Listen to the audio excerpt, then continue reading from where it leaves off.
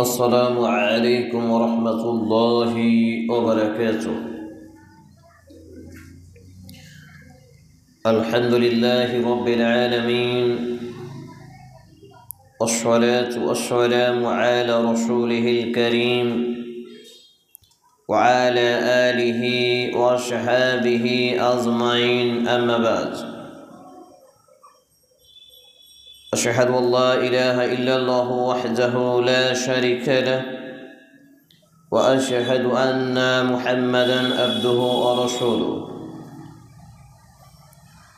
أما بعد، فإن خير الحديث كتاب الله، وخير الهدي هدي محمد صلى الله تعالى عليه وسلم، وشر الأمور محدثاتها، وكل محدثات بدعة، وكل بدعة ضلالة، وكل ضلالة في النار. رب اشرح لي صدري ويسر لي أمري واحلل عقدة من لساني يفقهوا قولي. رب أشر ولا تؤشر وتمم بالخير. رب زدني علما، رب زدني علما، رب زدني علما। সমস্ত প্রশংসার মালিক একমাত্র আল্লাহ রাব্বুল আলামিন, যে আল্লাহ রাব্বুল আলামিনের প্রশংসা করে শেষ করা অসম্ভব। সেই আল্লাহ রাব্বুল আলামিনের প্রশংসা করার জন্য ছোট্ট বাক্যটি আমরা আন্তরিকতার সাথে পাঠ করি, পরিবেশন করি, আমরা বলি আলহামদুলিল্লাহ। অতঃপর অসংখ্য দরুদ ও সালাম শান্তির ধারা বর্ষিত হোক পৃথিবীর সর্বোত্তম সবথেকে সুন্দর চরিত্রের মহামানবটির প্রতি। আমরা বলি আল্লাহুম্মা সাল্লি আলাইহি, আল্লাহুম্মা বারিক আলাইহি, সাল্লাল্লাহু তাআলা আলাইহি ওয়াসাল্লাম। আজকের সংক্ষিপ্ত টাইমে আলোচনার বিষয় হচ্ছে উত্তম চরিত্র, স্বভাব, শিষ্টাচার। এই মর্মে وعن أنس رضي الله تعالى عنها قال كان رسول الله صلى الله عليه وسلم اللهم حسنت خلقي فاحسن خلقي، رواه أحمد। আমাজন আয়েশা সিদ্দিকা রাদিয়াল্লাহু তাআলা আনহা তিনি বলছেন যে রাসূলুল্লাহ সাল্লাল্লাহু আলাইহি ওয়াসাল্লাম প্রায় একটি দোয়া করতেন। কিসের? উত্তম স্বভাবের জন্য, উত্তম চরিত্রের জন্য প্রায় একটি দোয়া করতেন। সে দোয়াটা কি? মুখস্থ করে নিন। আল্লাহুম্মা হাসসানতা খালকি ওয়া ফাহসিন খুলকি, অথবা আল্লাহুম্মা হাসসানতা খালকি ফাহসিন খুলকি। এই দোয়ার অর্থ হচ্ছে, হে আল্লাহ তাআলা, আপনি আমার চেহারাকে, আমাকে সৃষ্টি করেছেন সুন্দর করে, উত্তম করে, তবে আমার চরিত্রকে আপনি সুন্দর করুন, পবিত্র করুন, উত্তম করুন। সুবহানাল্লাহ। যদিও দোয়াটি আয়না দেখার দোয়া বলে আমাদের বিভিন্ন দোয়ার বই কিতাবাদিতে আমরা পাই, যেটি হচ্ছে আয়না দেখার সময় আমরা যখন আয়না দেখব তখন এই দোয়া বলবো কি? আল্লাহুম্মা হাসসানতা খালকি ফাহসিন খুলকি। হে আল্লাহ তাআলা, আপনি আমার চেহারাকে সুন্দর করেছেন, আমার চরিত্রকে সুন্দর করুন। সুবহানাল্লাহ। কিন্তু আম্মাজান আয়েশা সিদ্দিকা রাদিয়াল্লাহু তাআলা আনহা তিনি এখানে কি বলছেন? আন আয়েশা রাদিয়াল্লাহু তাআলা আনহা قال كان رسول الله صلى الله عليه وسلم। আয়েশা রাদিয়াল্লাহু তাআলা আনহা তিনি বলছেন كان رسول الله صلى الله عليه وسلم اللهم حسنت خلقي فاحسن خلقي، রাওয়াহু আবু আহমদ। অর্থাৎ এই গ্রন্থের হাদিসটি রয়েছে, এটি মূল গ্রন্থের হাদিস হচ্ছে আহমদ গ্রন্থের। অর্থাৎ উত্তম চরিত্র এমন একটা সম্পদ যে সম্পদের জন্য আমাকে এবং আপনাকে টাকা ব্যয় করে কিনে পাওয়া যায় না, এই সম্পদটা টাকা দিয়ে কিনা যায় না। উত্তম চরিত্র এমনই একটা সম্পদ, যেই সম্পদ পৃথিবী বিক্রি করে কোটি কোটি টাকা দিয়ে অর্জন করা যায় না। এই উত্তম চরিত্র অর্জন করতে গেলে কোরআন এবং হাদিসের বেসিক জ্ঞান, ইত্তাকিল্লাহ আল্লাহ ভীতি, তাকওয়া এবং পরহেজগারিতা প্রয়োজন। কি বললাম?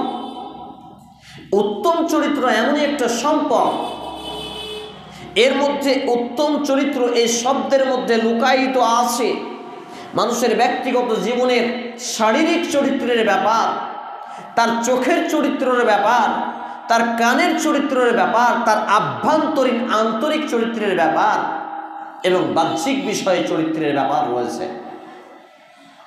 যদিও আমাদের অধিকাংশই নারী পুরুষ চরিত্রহীনা, স্বভাব চরিত্র খারাপ, বেয়াদব মার্কা নারী পুরুষ এবং তথাকথিত নামধারী মুসলিম আমাদের বেশিরভাগ। যদি কোরআন এবং হাদিসের কথা বলা হয় তাহলে চুলকানি উঠে যায়। যদি বলে মদ খায় তোমার ছেলে, মদ ছাড়তে বলো, তাহলে চুলকানি উঠে গেল। যদি বলে তোমার ছেলে মেয়ে, স্বামী, তোমার স্ত্রী, তোমার আত্মীয় স্বজন বেনামাজি, নামাজ পড়ে না, তাহলে চুলকানি উঠে যায়। যদি বলে তুমি তো মিথ্যা কথা বলো, হাতে নাতে প্রমাণ দিয়েও মিথ্যা কথা বলে, এই প্রমাণ করাতেও চুলকানি উঠে যায়। তাহলে স্বভাব এবং চরিত্র যার ভালো নয় তার কিছুই ভালো নয়।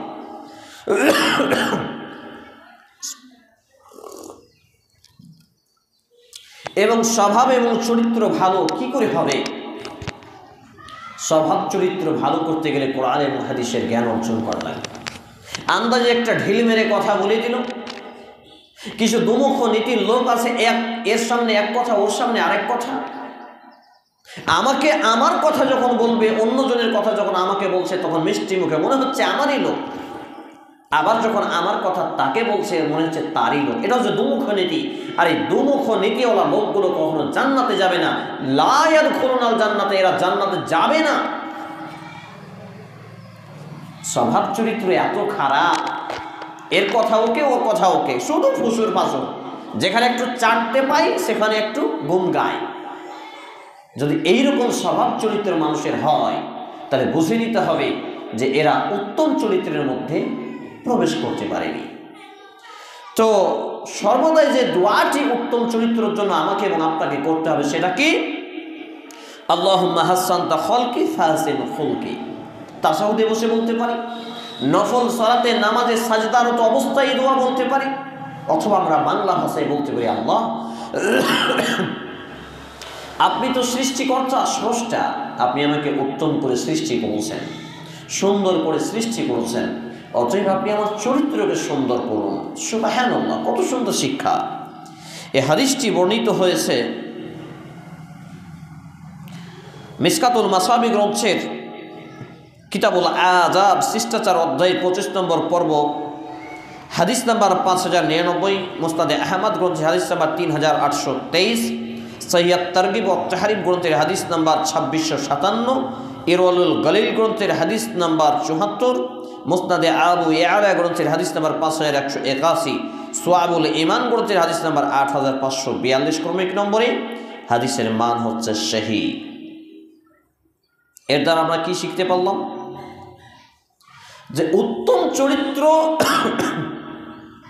উত্তম স্বভাব, এটা হচ্ছে একটা মুমিনের গুণ, সিফাত, একজন ভালো মুসলমানের পরিচয়। আপনার স্বামীর, আপনার আত্মীয় স্বজনের চরিত্র স্বভাব এতটাই নোংরা, নেকেড, ব্যাড, ডার্টি যে তার মন্তব্য করা যায় না। মেয়ে হলে দেবর ভাসুরের সাথে কথা বললে বলে আমার নিয়ত ঠিক আছে, ও কাপড় খুলে দেখিয়ে দিলেও নিয়ত ঠিক আছে, আস্তাগফিরুল্লাহ। এই স্বভাব চরিত্র, এটা উত্তম চরিত্রের অন্তর্ভুক্ত নয়। ছেলে হলে ভাই বউ, ভাবি, কাকাতো বোন, মামাতো বোন, ফুফাতো বোনের সাথে হাসি মুখে কথা বলছে, মাজাক করছে, মাস্কারা করছে, ফোনে কথা বলছে, চ্যাটিং করছে, ইউটিউব, ফেসবুক, হোয়াটসঅ্যাপে, পার্কে, সিনেমায় ঘুরতে যাচ্ছে, অথচ বলছে আমার খালাতো বোন, মামাতো বোন, ফুফাতো বোন, এদের দিকে আমার নজর খারাপ পড়েই না, এরা নাকি ফেরেশতা, আস্তাগফিরুল্লাহ, এদের নাকি বিবাহ শাদী লাগে না, এদের নাকি সুশ্রুড়ি নেই, নাউযুবিল্লাহি মিন যালিক। প্রত্যেকটা নারী পুরুষকে আল্লাহ রাব্বুল আলামিন একটা যৌন বলে, চাহিদা বলে জিনিস দিয়েছেন। আর তারা বলে যে আমি তার দিকে দেখি, সে আমার দিকে দেখে, আমার নজর ভালো, আর তার নজর ভালো, সে আমাকে খারাপ নজরে দেখে না, আমি তাকে খারাপ নজরে দেখি না, বরঞ্চ এইসব নারীরা হচ্ছে দুশ্চরিত্রা নারী, এবং এই ধরনের পুরুষরা হচ্ছে দুশ্চরিত্রা পুরুষ। কিন্তু দুর্ভাগ্যজনক, সেই পর্যায়ে তো জ্ঞান লাগবে, সেই পরিমাণ তো পড়াশোনা করা লাগবে, সেই পরিমাণ তো কোরআন এবং হাদিসকে জানার জায়গায় যেতে হবে। কোনোদিন বাপ মা শিক্ষা দেয়নি, স্বামী শিক্ষা দেয়নি, মসজিদের মৌলভিটাও শিক্ষা দেয়নি, শিক্ষা পাবে কোথায়? আরে তাই তো, তাই মসজিদের মৌলভিটাও লাইট বেটে ছেলেকে পড়াচ্ছে আর বলছে আমাদের ইমাম সাহেবের নজর খুব ভালো, আমার দিকে তাকাই তো ভালো নজরে তাকাই।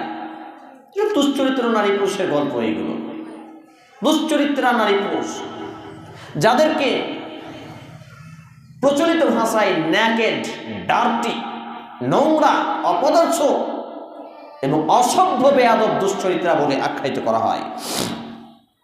যে নবী মুহাম্মদ রাসূলুল্লাহ সাল্লাল্লাহু আলাইহি সাল্লামের জীবনে কিঞ্চিত পরিমাণ কোনো দাগ ছিল না, তার চরিত্রে একটা দাগ নেই, চাঁদের গায়ে কলঙ্ক আছে, দাগ আছে, অথচ নবী মুহাম্মদ রাসূলুল্লাহ সাল্লাল্লাহু আলাইহি সাল্লামের গায়ে কোনো দাগ নেই, চিহ্ন নেই, অর্থাৎ তিনি এত সৎ চরিত্রার পুরুষ ছিলেন, সুবহানাল্লাহ। অথচ তিনি এই দোয়াটি বেশি বেশি পড়তেন, আল্লাহুম্মা হাসানতা খলকি ফাহসিন খুলকি।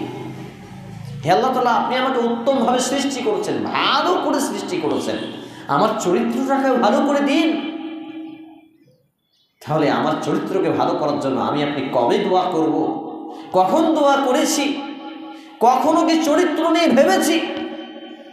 আর মাঝে মাঝে বলে অমুকের মায়ের চরিত্র ফুলের মতো পবিত্র, এর বাপের চরিত্র ফুলের মতো পবিত্র। আস্তাগফিরুল্লাহ, তার চরিত্র কেমন সেই জানে আর আল্লাহ জানে, আর দুই কাঁধে দুই সম্মানিত ফেরেশতাগণ আছেন, তারাই জানে। কারো চরিত্র ফুলের মতো পবিত্র এটা আমি আপনি জানার বিষয় নয়, কারণ চরিত্র স্বভাব এটা আভ্যন্তরীণ বিষয়, এটা বহিঃপ্রকাশ ঘটে তার কর্মের মাধ্যমে, এটা লুকিয়ে থাকা বিষয়। স্বভাব এবং চরিত্র কেমন আল্লাহ জানে যে কেমন। সম্মানিত উপস্থিতি মা এবং বোন, অতএব স্বভাব এবং চরিত্রকে আমাদেরকে ভালো করতে হবে। স্বভাব চরিত্র হতে পারে বলার ক্ষেত্রে, আদবের ক্ষেত্রে সম্মানের সহিত একটা আলেমকে, কোরআন এবং হাদিসের ছাত্রকে, তালিম ও ইলমকে সম্মান প্রদর্শনের সাথে কথা বলতে হবে। যা ইচ্ছা তাই বলে দেওয়া যাবে না, মনে আঘাত দেওয়া যাবে না, কষ্ট দেওয়া যাবে না। যে আপনাকে কোরআন এবং হাদিসের জ্ঞান দিচ্ছে, আপনাকে পাপ থেকে বাঁচাচ্ছে, জাহান্নামের ভয় দেখিয়ে, জান্নাতের লোভ দেখিয়ে সঠিক পথে নিয়ে আসছে, আপনি তাকে হেউ তুচ্ছ করতে পারেন না। তারও ব্যাপারে এমন কোনো মন্তব্য করতে পারেন না যেটাতে তার প্রেস্টিজ ডাউন হয়, তার মান সম্মানে হানি হয়, কারণ এটা ভালো চরিত্রের অংশ নয়। এমনকি তার সঙ্গে কথা বলতে গিয়ে তাকে রাগানো যাবে না, খাপানো যাবে না, সব সময় সম্মানের সহিত কথা বলতে হবে।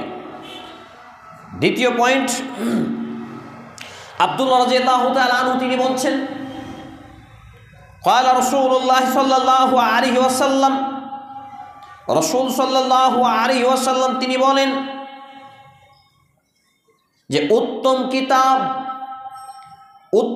কিতাব হলো আল্লাহর কিতাব, এবং উত্তম চরিত্র হলো মুহাম্মদুর রাসূলুল্লাহ, বলুন সাল্লাল্লাহু আলাইহি ওয়াসাল্লামের চরিত্র।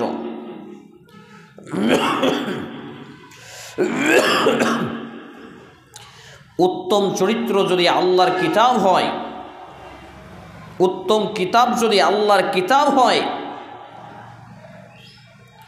অর্থাৎ قال عبد الله إن أحسن الكتاب الله, উত্তম কিতাব হচ্ছে আল্লাহ তাআলার কিতাব, ওয়া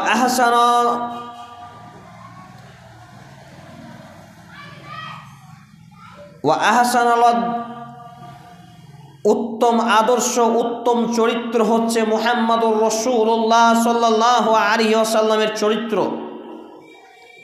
অর্থাৎ তিনি বলছেন যে সব থেকে প্রিয়, সব থেকে ভালো, সব থেকে স্বচ্ছ যেই গ্রন্থটা, পবিত্র উত্তম গ্রন্থ যেটা, সেটা হচ্ছে আল্লাহর কিতাব, অর্থাৎ হচ্ছে কুরআনুল কারীম। বলি সুবহানাল্লাহ।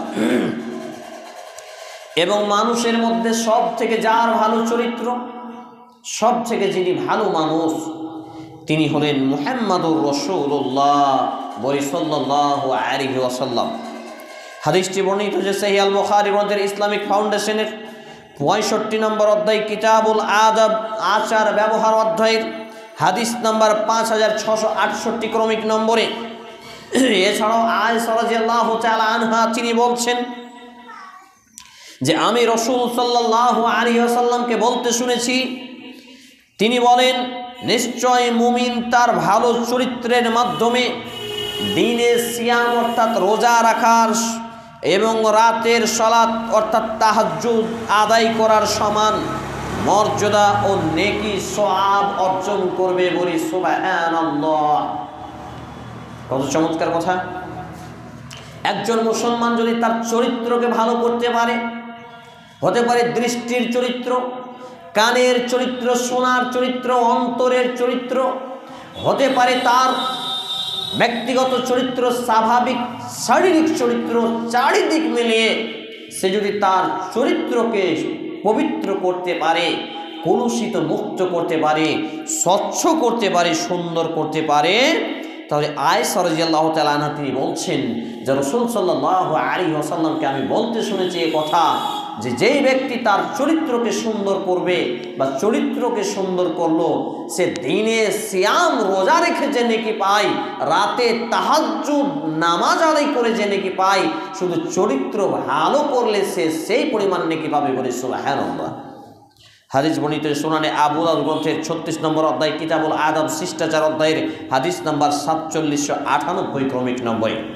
আবু দারদা রাদিয়াল্লাহু তাআলা আনহু বলেন, রাসূল সাল্লাল্লাহু আলাইহি ওয়াসাল্লাম বলেছেন, মিজানের পাল্লায়, দাঁড়ি পাল্লায় যখন নেকি এবং পাপকে ওজন করা হবে, মাপা হবে, এই মিজানের পাল্লাতে সব থেকে যার পাল্লা ভারী হবে সেটা হচ্ছে সৎ চরিত্র নারী পুরুষের। বলি সুবহানাল্লাহ।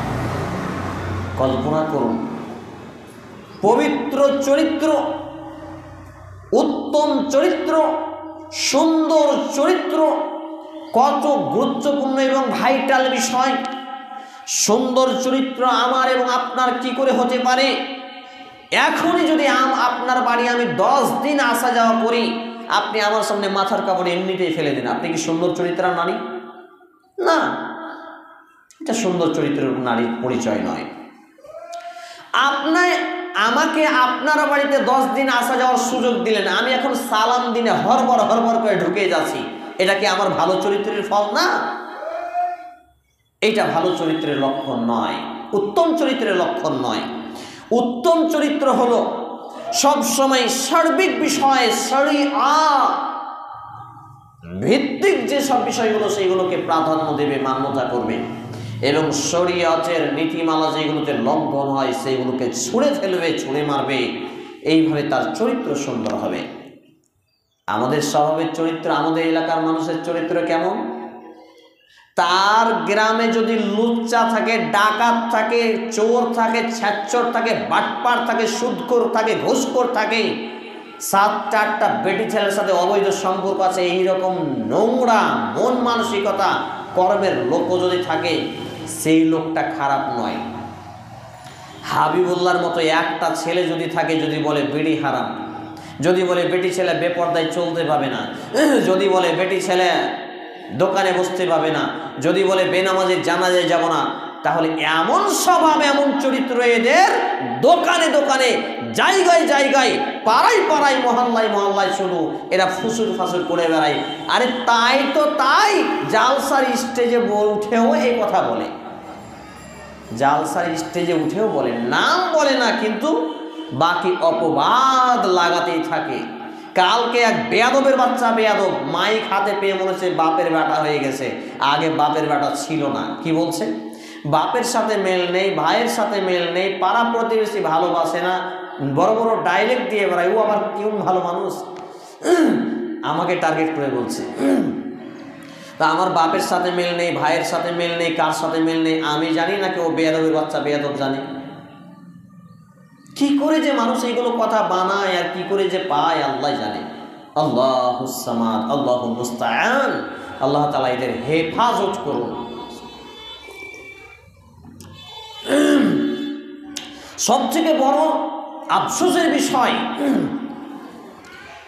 কদিন আগে হঠাৎ করে একটা মেয়ে আমাকে বলছে তুমি তোমার স্ত্রীকে গালি দিয়েছো। লেও ঠেলা, আমি আমার স্ত্রীকে গালি দিলাম, আমি জানলাম না, ও কি করে জেনে নিল?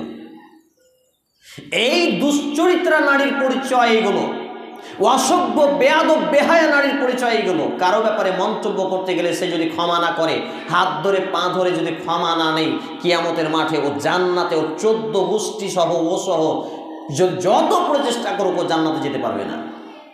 70 বার 80 বার 1000 বার হজ করলেও ও জান্নাতে যেতে পারবে না। ও যত বড় তাহাজ্জুদ গোজারি আর হাজি সাহেব নেই আর গাজী সাহেব নেই হোক, কোনো কিছু কাজে আসবে না। কারণ এটা হচ্ছে অপবাদ। অপবাদের আইন হচ্ছে তাকে 80টা লাঠির বাড়ি পেটাতে হবে, মায়া করা যাবে না, চামড়া খালিয়ে নিতে হবে মেরে। এটা হচ্ছে অপবাদের শাস্তি। আশ্চর্য অবস্থা, মানুষ একটুও ভাবে না, স্বভাব চরিত্র এমন একটুও চিন্তা করে না, হুট করে মন্তব্য করে দিল, হুট করে এক অপবাদ দিয়ে দিল।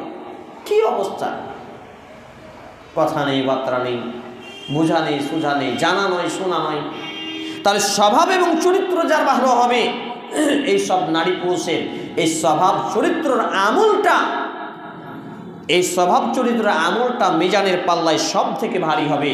হাদিসটি বর্ণিত সুনানে আবু দাউদ গ্রন্থের তাহকিক ও তাখরিজকৃত 36 নম্বর অধ্যায় কিতাবুল আদাব শিষ্টাচার অধ্যায় হাদিস নাম্বার 4799 ক্রমিক নম্বরে।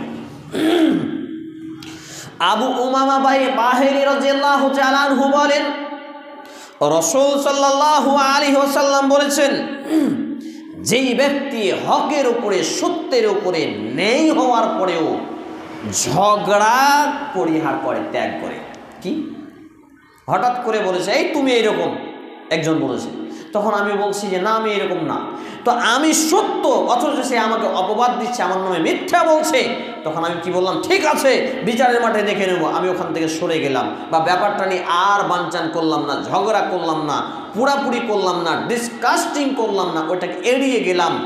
তাহলে আল্লাহ নবী মুহাম্মদ রাসূল সাল্লাল্লাহু আলাইহি ওয়াসাল্লাম বলছেন, যেই ব্যক্তি ন্যায় পরায়ণ হওয়ার পরেও, সত্যবাদী হওয়ার পরেও যে হকের উপরে থাকবে, ঝগড়াকে ত্যাগ করে দিবে, এবং যে ব্যক্তি তামাশার ছলে হলেও মিথ্যা কথা বলবে না।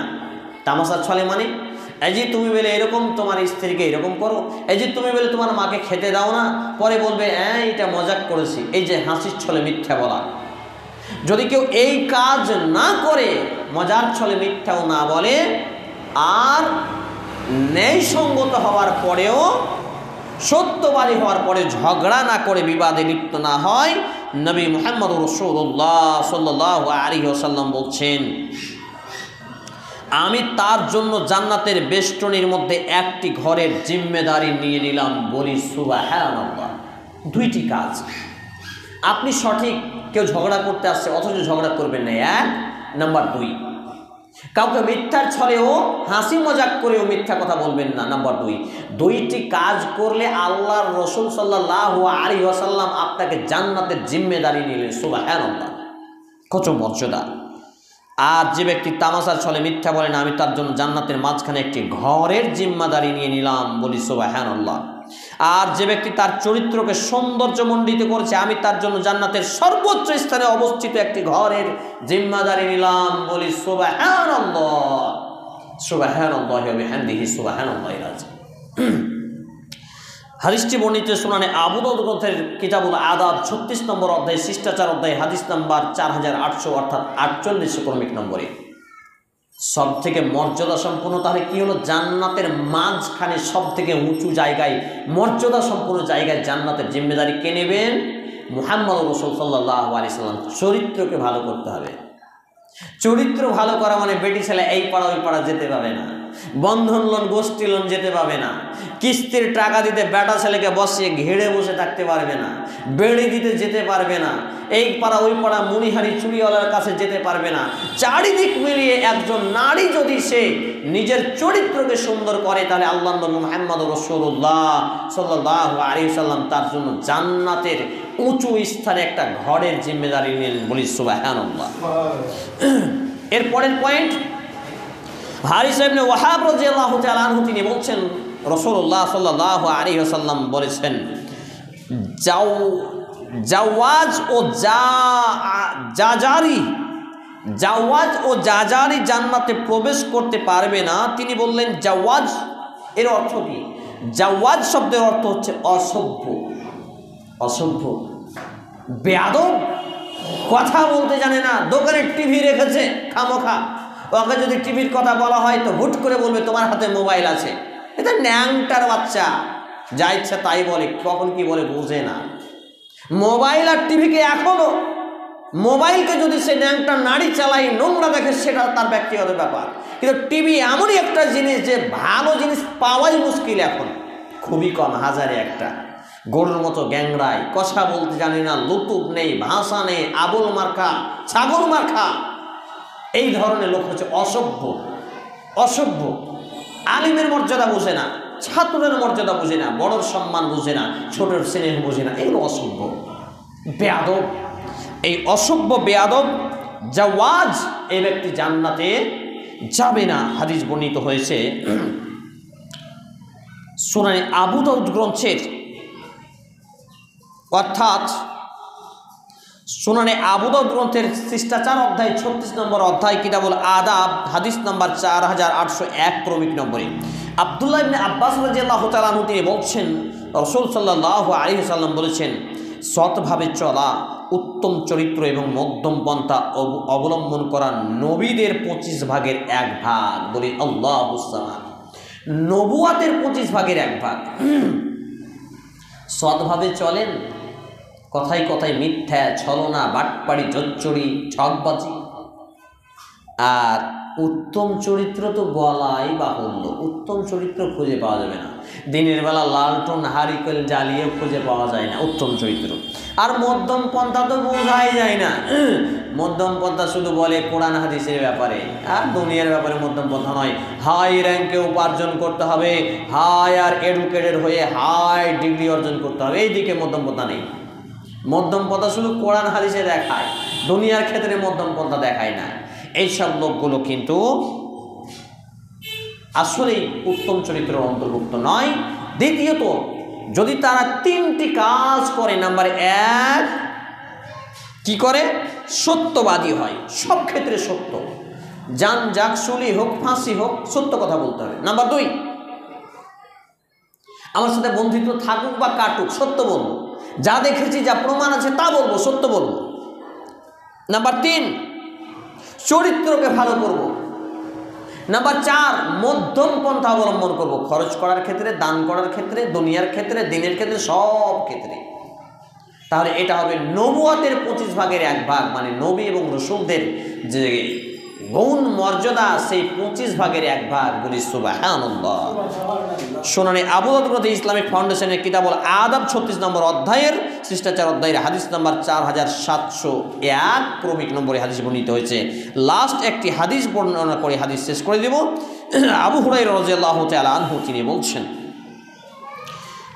যে রাসূল সাল্লাল্লাহু আলাইহি ওয়াসাল্লাম বলেছেন, এমন 2টি স্বভাব আছে যা মুনাফিকের মধ্যে একসঙ্গে সমবেত হতে পারে না।